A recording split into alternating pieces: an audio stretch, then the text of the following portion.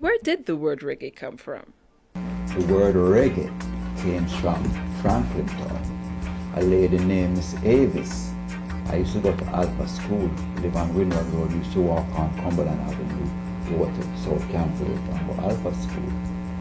But there was Miss Avis on Cumberland Avenue, right beside the Cumberland Avenue gully.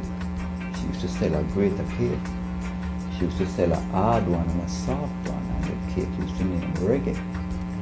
So you find that in school now, when we go to school, when I come in that way, man, everybody will give me penny, buy me a soft one, buy me a hard one. I have to write, oh, a soft, hard. When I come, I stop at Miss Avis now. Give me 6 soft and 4 hard.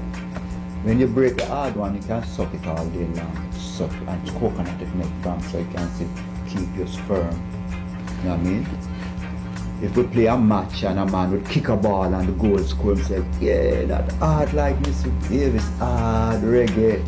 If you miss them, say, cha, you're soft, man, like Mr. Davis, like a girly soft reggae. You know what I mean? Then they start to apply when you go to sound system dance now.